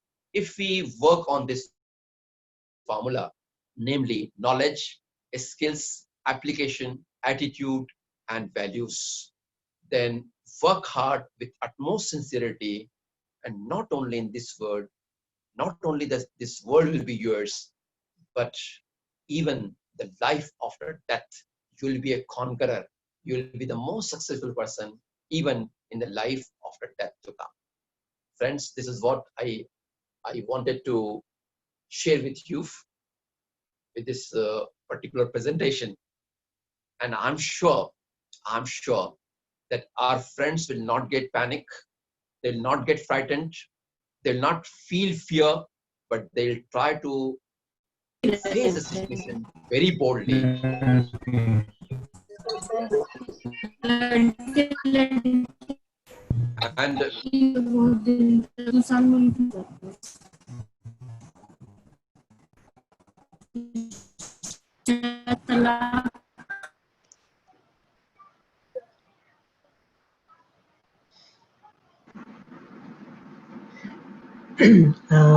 Jazakallah, we really thank Professor Mahmood Siddiqui sir, and you have given your valuable and wonderful presentation, and you have given your precious time to us.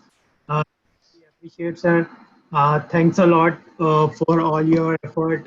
You have made a presentation for us also, and you have delivered in such a wonderful way. I can see that people have commented over that it was very motivational and interesting. So we really thank, sir, and inshallah in future we'll come to you and again, and then we can take your all your experience in the field of education and academics. So thanks a lot, sir.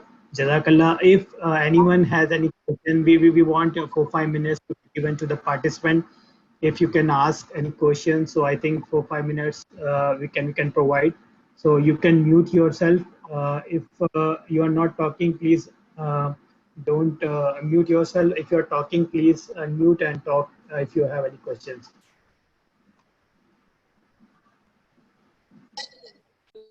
Hello, assalamu alaikum. Walaikum assalam. Ji, hello, I'm audible. Yes, please. Sir, I want to know one more just attitude and altitude. Hello. Are requested, please explain once more attitude and altitude.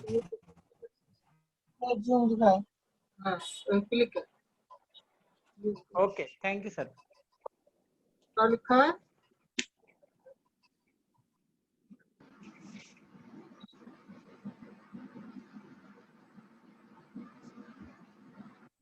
So, sir, this question they have asked about attitude and altitude. The difference, and could you please answer it? Sir, we are not listening. Here, 1 second.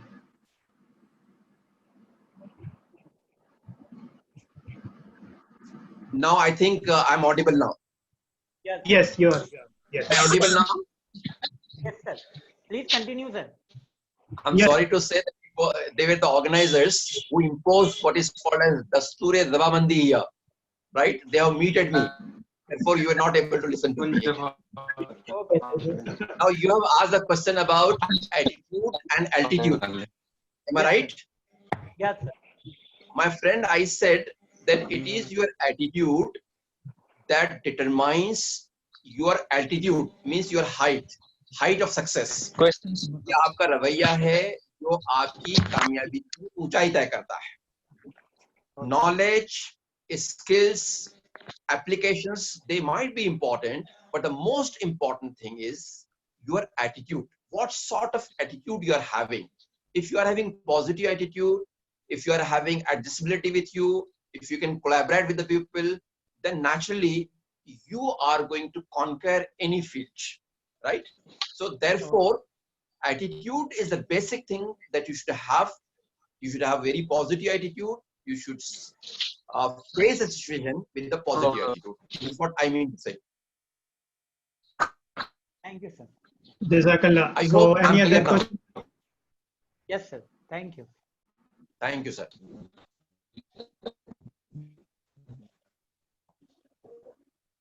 Any I think other we are question? running late, so they do not have any questions as we are very late. Yeah, Jazakallah, sir. Thanks a lot. We appreciate Hello. and Jazakallah. Thanks a lot. Hello. And also, Thankful to the organizers for providing me a wonderful opportunity to interact with the young people, please. Thank you so much. Jazakallah. Thank you. Sir. Thank you. Thank you. Thanks a lot, sir. So now I really thanks all who have joined on time and given the time to PSF webinar series. So there is a call for volunteer from on behalf of PSF. So we provide a platform to contribute your talent and work for the community.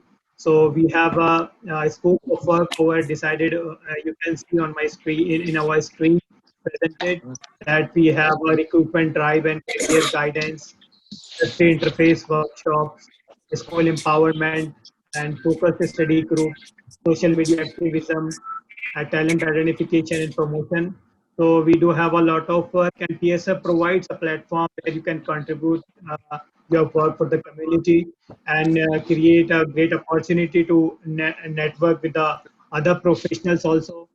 And we are open to new ideas and initiatives which benefits the community. So here how you can help the PSF getting in our ongoing program, support us by conducting various activities. You can sponsor our program and activities and donate, give a helping hand by funding our projects. and services infrastructure for our projects. So we really thank all who has joined on time, and we are very much happy all of you. You can join us. Our website is, you can see our website www.psf-india.org, and you can contact us at any time. We have our channels on LinkedIn, Tilawati Quran YouTube. Pak. Jazakallah. Thanks a lot. Now we are closing the program. Thank you. Thanks a lot. Hello. Hello. Yes. Yes. Hello, sir. Who say yes?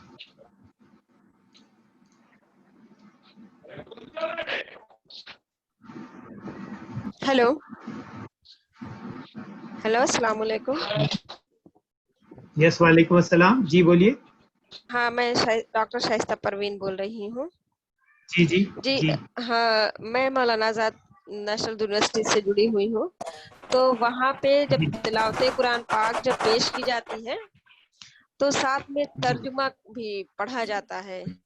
तो उससे ऐसा महसूस होता है कि मतलब कि हाँ, एक हम पैगाम देना चाहते हैं, क्योंकि अरबिक सबको समझ में नहीं आती। तो जब हम उसका तर्जुमा उर्दू पढ़ते हैं, या इंग्लिश और उर्दू दोनों में पढ़ा जाता है, तो लगता है कि हाँ, हमारा जो मकसद है कुरान का वो पूरा हो रहा है। जैसे कि ये प्रोग्राम का मकसद तो वही था, लेकिन जो पहले तिलावत कुरान पाक पेश की गई उसका तर्जुमा नहीं कहा गया। मुझे लगता है कि अगर इस तरह के प्रोग्राम जब भी ऑर्गेनाइज किए जाएं तो तिलावत कुरान पाक के साथ साथ उसका उर्दू और इंग्लिश तर्जुमा भी पढ़ा जाए तो हमारा वो मकसद पूरा हो जाएगा।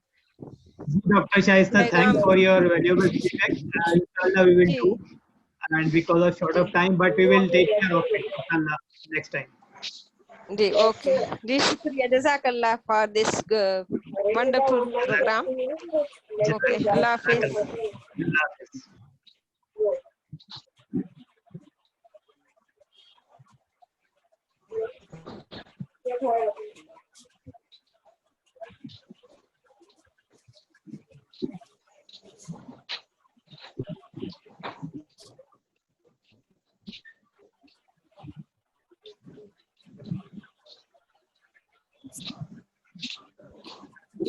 Hello.